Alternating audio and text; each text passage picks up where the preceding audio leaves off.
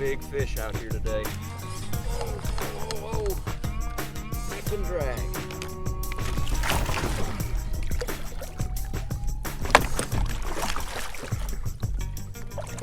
Get up here. All right, y'all, let's go get them. Operation Big Catfish today. We got some giant baits, man. Picked up some huge shad. I'm talking like 8, 9, 10-inch shad, some monsters. We're gonna head over here to this about a 13-foot flat. We're gonna be dragging some baits through this morning. Come along with me, check out the action.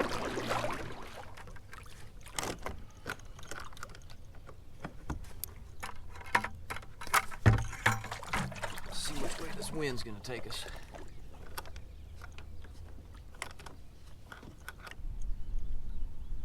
Yeah, I think we're on a good path. Let's get some baits.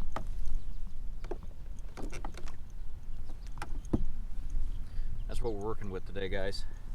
Like I said, on the way out, giant freaking shad.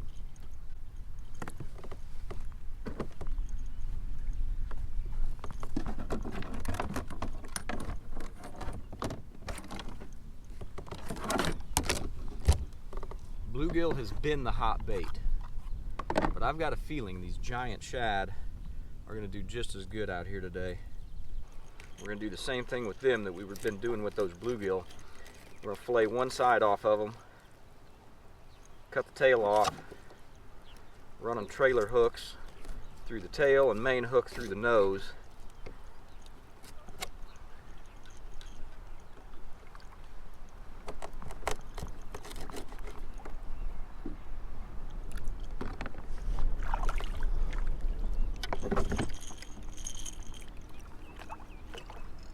I think we're on a really good path.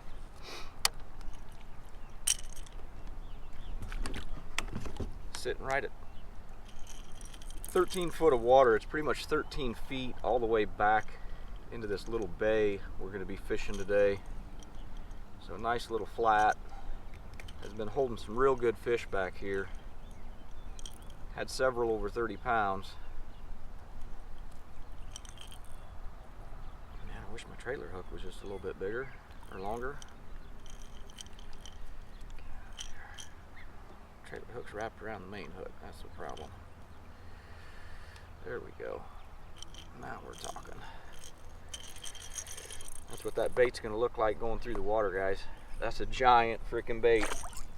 Looking for big fish out here today. Hoping to break into the 60 class.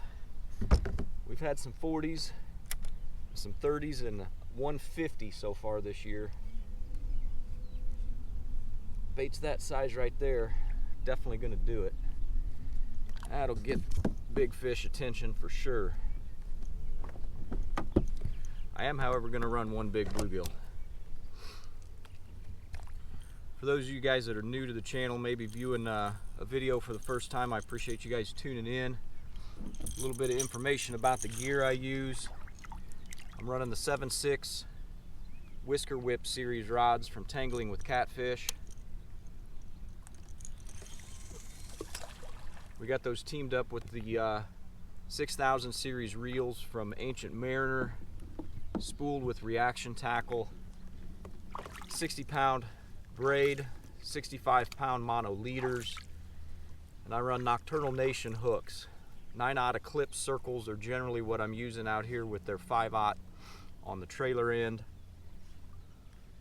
And I'm using their Demon Dragons as well out here. Great Demon Dragon presentation. If you guys want to check out any of that stuff, links are in the comment below, or links are in the description below. Get these lines drug out.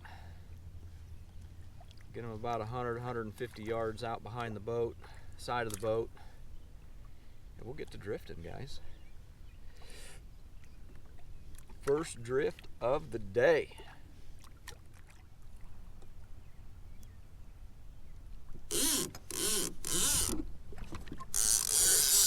There's the first fish on bluegill. Had some pecks on that shad. had any hookups. He's coming straight at me, guys. We're about 30 minutes into this first drift. Probably got about 30 more minutes before we get done with it. I mean, literally, he's just swimming right to the boat. All the way. This could be interesting. Oh, come on now, don't spin me. Why you gotta spin me this way? I don't want to go this way. This is a decent fish, guys. Oh yeah, there he's digging. Taking some drag. He's got that rod almost buried into the water. Yeah, I knew he'd be Sprite, given the fact that he frickin' chased me all the way to the dang kayak.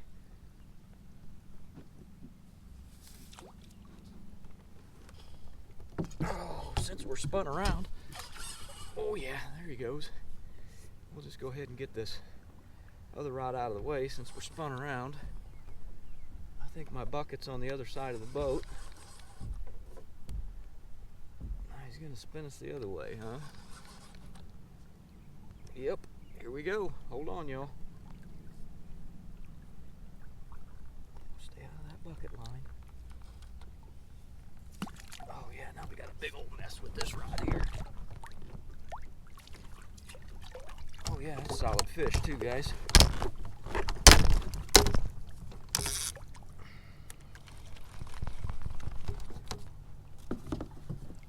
Yeah, he'll probably go 30. For some reason, I'm not surprised that the bluegill got smashed first. Stay out of that bucket line, bud. There we go.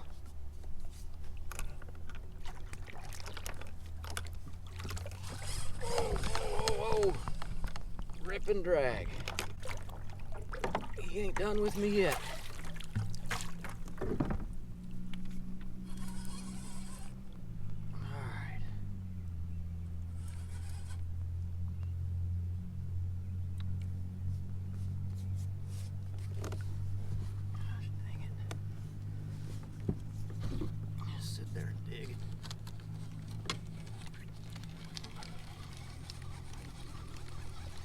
We're just gonna get this other line out of the way. All we're doing is spinning around in circles because of this fish. I'm just hoping he stays relatively calm because I've got this rod underneath my leg. Nope, that's not what I wanted. All right, let's see if we can't wrangle this guy in, y'all.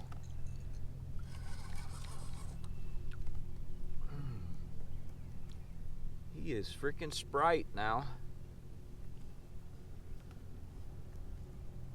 Can you all see this? He's got that rod folded over.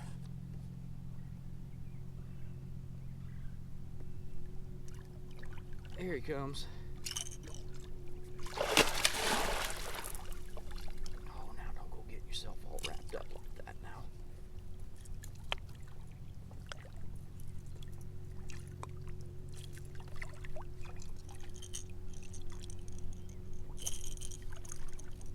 You good, bud? You coming in?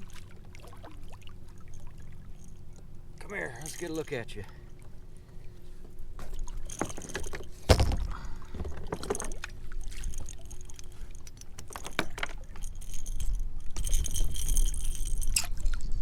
All right.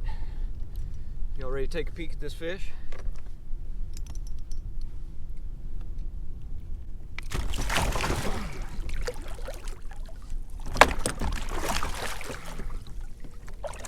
Get up here. I don't know, guys, that might go 40.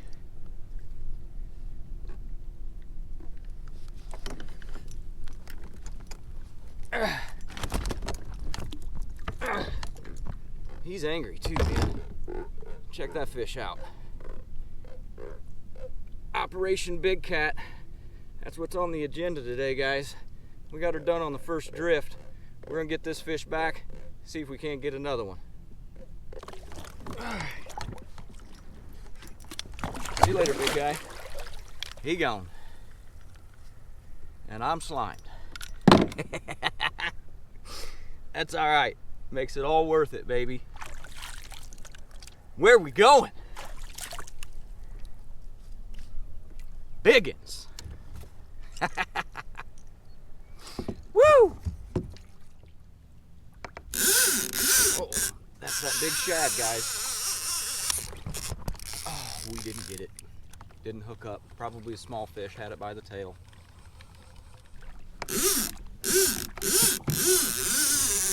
Just got that bait locked back down. We got that one.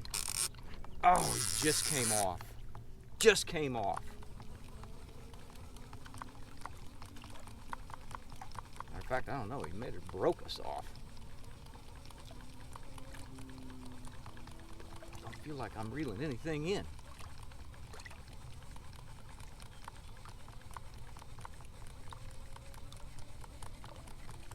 Yep, he broke us off, guys. Broke us completely off. God dang, that must have been a big fish, y'all. I don't know how he broke off. Looks like it broke. Looks like it broke right at the point where I thread the line through the eyelets on those demon dragons.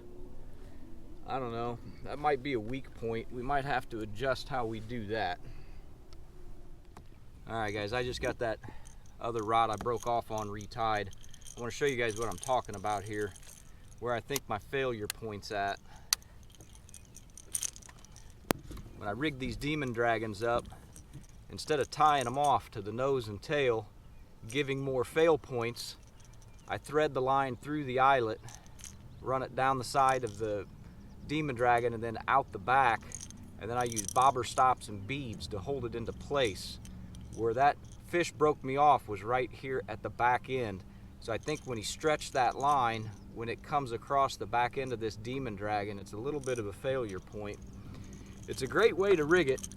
I've used it a lot, but that fish obviously had a little bit of an attitude, and he didn't have no problems breaking me off. New rig I got on this rod is just going to be a simple peg float with a rattle up top. Still got the trailer hook. Tied the trailer hook a little bit longer too for these big shad I'm using. We'll get out here, we'll get reset, see if we can't get on another one. Bluegill right under the boat.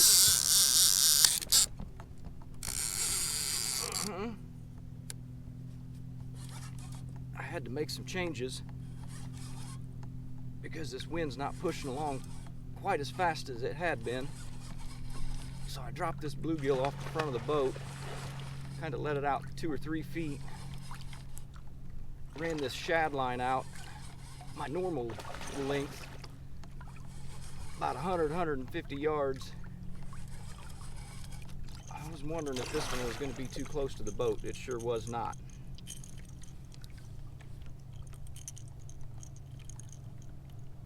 He might be just a little sprite.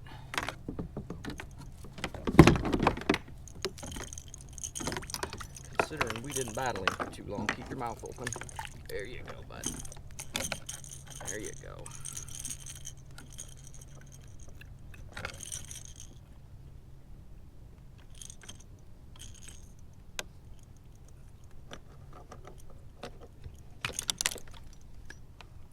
Fish number 2, y'all. Old bluegill strikes again. Ain't near as big a fish as the last one. I told you he was sprite. Golly. There he is, y'all. That was one heck of a deal right there. We got him in. Maybe an upper teen 20er. Not a bad fish. We're still looking for another giant. We'll get this one back. See you later, bud. Oh man, that dude was something else.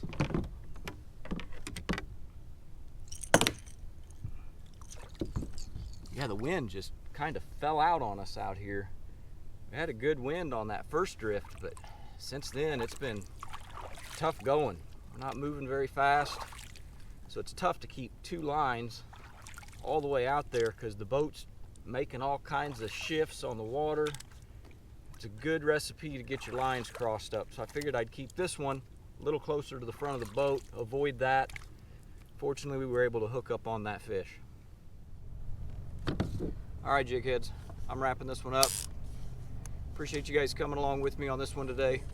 Bluegill, definitely the favored bait of the day.